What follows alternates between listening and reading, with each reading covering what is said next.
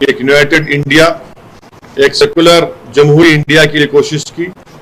और इसका जिक्र भी पंडित सुंदरलाल कमेटी की रिपोर्ट में किया गया है।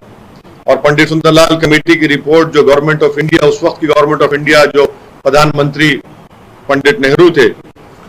उनकी इजाजत से ये सुंदरलाल काजी अब्दुल गफ्फार यहाँ पर आए थे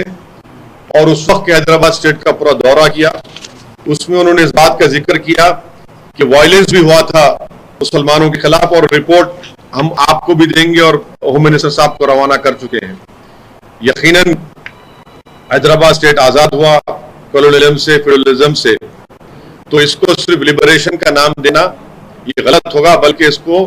कौमी यकजहती का दिन के तौर पर मनाना चाहिए। और हमने चीफ मिनिस्टर तेलंगाना से ये मुतालबा किया है कि चंद्रशेखर राव साहब वुमेन्स कॉलेज कोठी के पास जो ब्रिटिश रेजिडेंसी के खिलाफ उस वक्त 17 जुलाई को मौलवी अलाउद्दीन और तुरेबाज खान ने एक अजीम जिहाद किया था अंग्रेजों के खिलाफ, जिसमें मौलवी अलाउद्दीन काला पानी के पहले कैदी थे।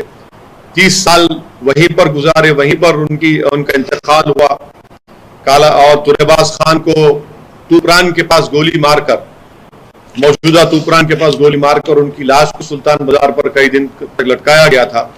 हम उम्मीद करते हैं कि तेलंगाना की सरकार और नरेंद्र मोदी की सरकार 17 सितंबर को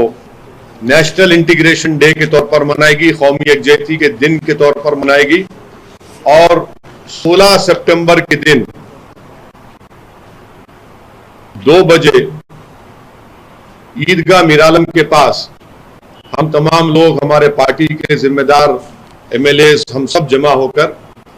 एक मोटरसाइकिल या रैली की शक्ल में हम लोग वहां से निकलकर हम लोग तीगलकुंटा को जाएंगे, जिसको हमने तिरंगा यात्रा का नाम दिया है। वहां पर तिरंगा लहराया जाएगा तीगलकुंटा में, और वहां पर एक पब्लिक मीटिंग होगी कौमी यकजहती के दिन के ताल्लुक से।